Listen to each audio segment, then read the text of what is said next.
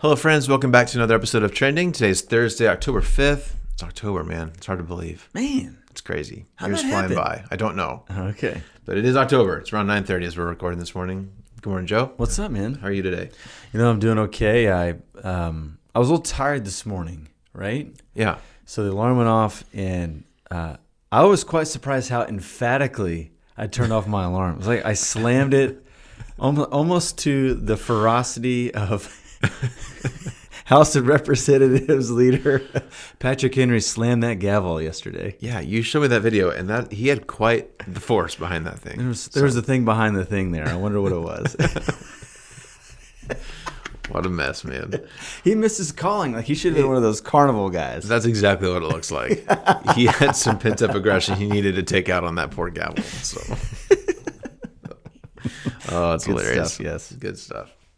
All right, Joe. So I was kind of looking through the headlines this morning, and I noticed a theme that I kind of knew about, but I hadn't really put together until I was looking through the list this morning. That right now there are 4 or 5 pretty major groups that are all on strike right now. And so we've obviously heard a lot about the Hollywood actors and the writers. Writers are back. The writer's strike is over, but the actors are still on strike. We've also obviously heard about the auto strike going on in Detroit and other areas. That one's been going on for a little bit.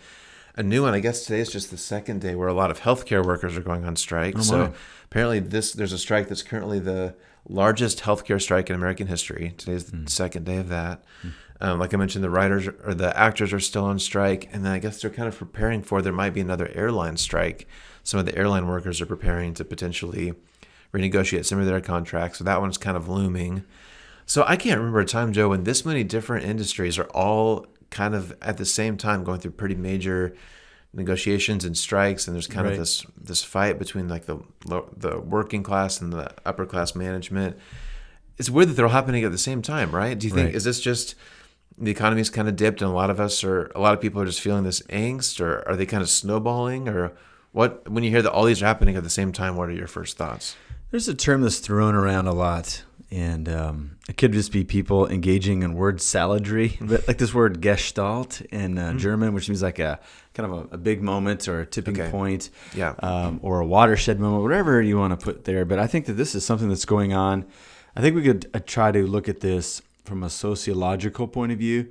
So there's a great book out there. It's been around a long, long time by Malcolm Gladwell called The Tipping Point. Yeah. Why do like some ideas or movements really catch steam? Yep. And then why do some who seem like they're a good idea really go nowhere? Yeah. And so he just maps out like some of the critical parts about it that make a movement go. He uses this. His example is hush puppy shoes. Did you ever own any hush puppies? I never did, but I remember I always wanted them. I remember they advertised on Nickelodeon all the time. Did they really? On all the like cool Nickelodeon shows, they're always sponsored by Hush Puppies, and I always wanted Hush Puppies. I never had the privilege of having Hush Puppies. I just can imagine a typical commercial break back in the day, where it's like Big League Chew Gum. Yes. And Hush Puppies. Yes. And then it's back to Double Dare 3000 or whatever it was. The good old days of Double Dare. Yes. Oh my gosh. So, but I mean, those shoes they're just a pair of shoes, right? And it really was, they were worn basically by these like, I don't know, like trendy kids in Brooklyn. Mm-hmm.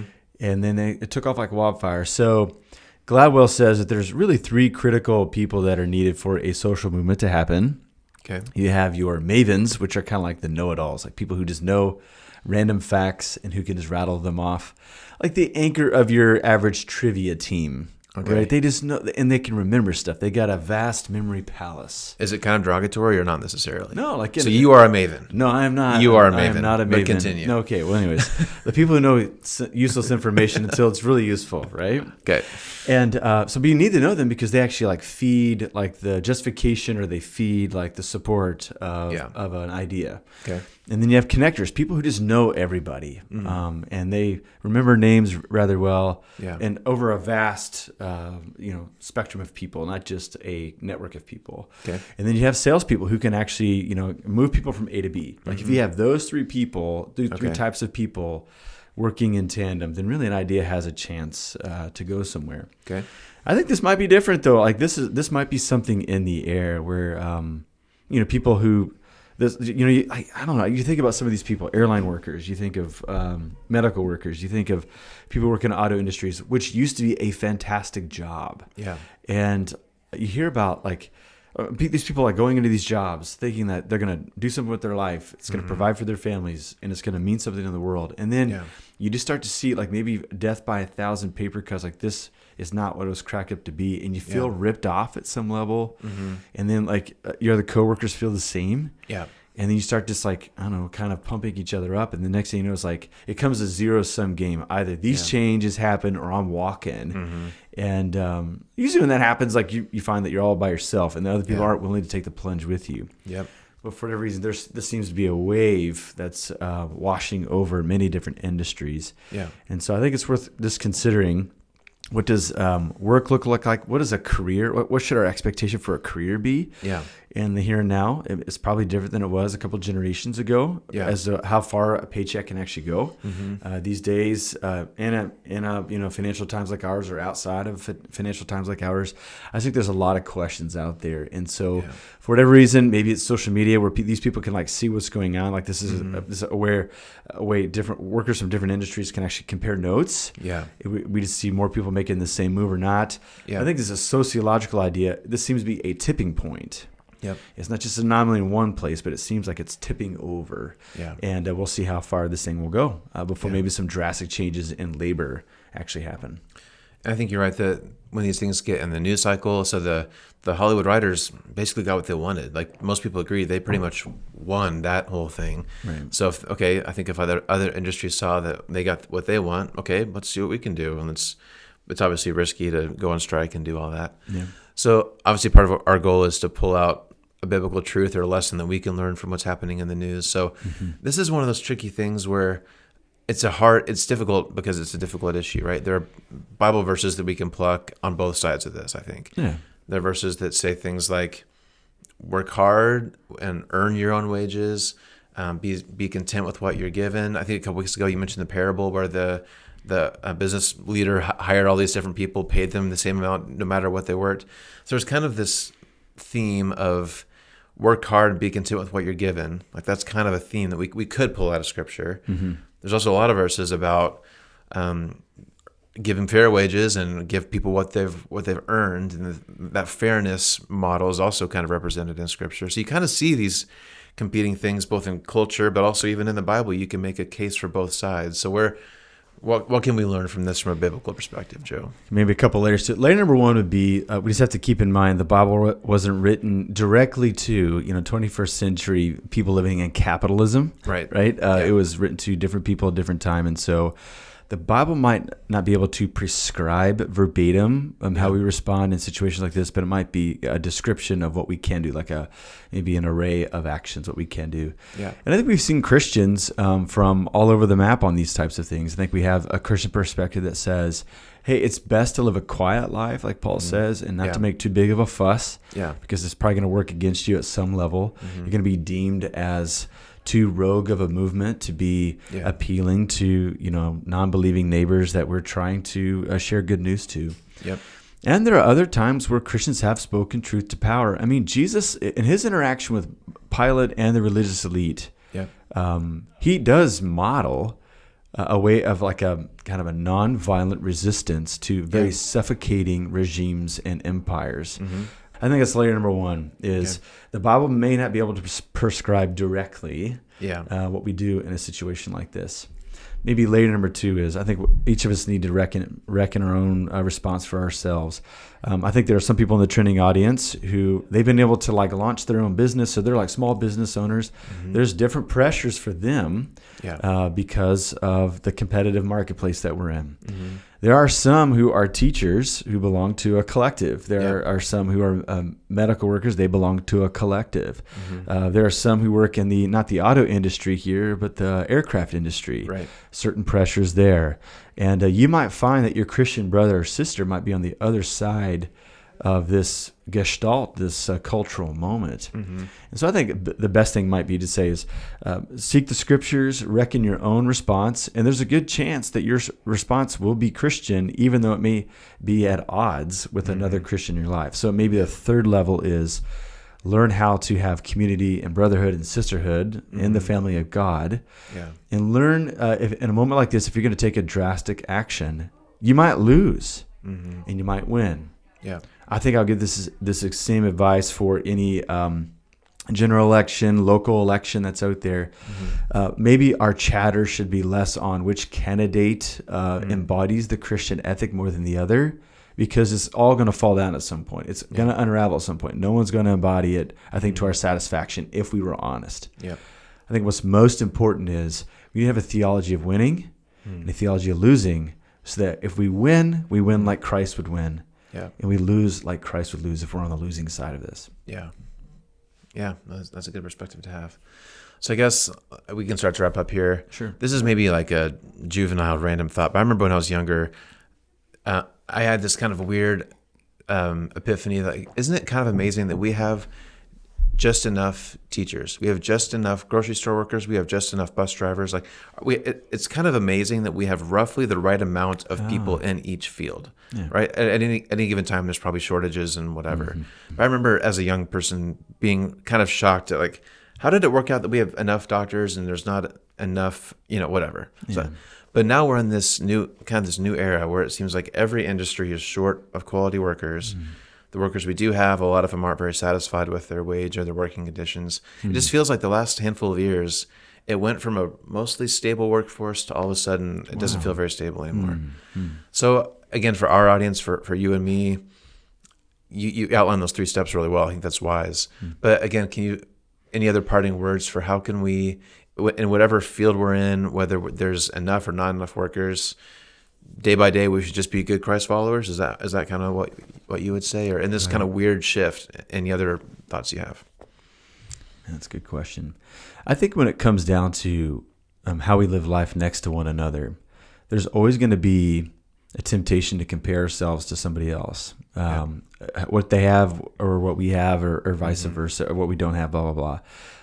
And we might critique their line of work. But I think at some point, any of us, when we were really reckoning with, okay, I'm emerging into adulthood, I'm going to have bills to pay. And I'd rather have a pleasant work experience knowing that I'm going to be in a field or in a position for quite a long time. So that needs to be pleasing rather than unpleasing. Right? So I think people made a choice, and it probably came from a story, and it probably came from them reckoning with, how do I see the world? What gifts do I have that I know of that have been uncovered? And then what can I do with all of that? Like, where's the overlap between the opportunity and what I'm bringing to the table? And they chose. I'm a teacher. They chose, I'm going to be working in the church, or, I just might go from hourly worker job to hourly worker job, because I think that's, what I would like to do with my life. And so I think I would just say this, like, instead of judging and critiquing someone who might be in a position that they need to go on strike and labeling them all sorts of things, I think there's a good general principle that we should be curious and not judgmental for the job that somebody took and for how they're responding to the pressures within that industry. And so I would hope that our first thing before we make a conclusion about the matter is to ask them their story. That'll be a chance for us to have some sympathy for them. And I think that is a kingdom superlative, is to be the most sympathetic ones within any room. And then I just think about, like, people are carrying great deep burdens. And anybody that's in the grocery line with us, next to us on the bleachers with our kids at soccer practice. And wouldn't it be the work of Christ within us to imagine, how can I be the most helpful person that they've encountered today? And that might be to hold our opinions to ourselves, to ask them their story, to ask follow-up engaging questions, and then to cheer them on as they kind of make their next move. I think that would be the most excellent way to live. And particularly in a moment like this, where it seems like everyone is quite worried and concerned about the future of their occupation. It's not to add grief upon grief, but to maybe be that bright spot in their day. Where they say, you know what, like that, there was some levity in that conversation, and it was just a moment of grace for me today. It sure seems to me like the world it's just way more complicated today than it was maybe a generation or two ago. There's recency bias. Life's always hard and life's always good, but it just seems like there's just so much pressure, so much angst, so much divisive spirit everywhere I go, and it's exhausting for all of us, right? Yeah. So I think just like you said, just be that kind of person. Like what a frustrating time to be alive. Yeah. But what an opportunity we have to bet. be the countercultural figure in people's lives, to offer grace and love and forgiveness and levity. Yeah. I think the world needs more of that, right? I was thinking about that parable you mentioned earlier, where the workers in the vineyard all got paid the same, right? Sometimes I think the need for an opinion, the need for us to figure out what's going on, it's because of a shadow side of striving. And striving is something that the Bible actually gives us prescription to make the most of every opportunity. Right.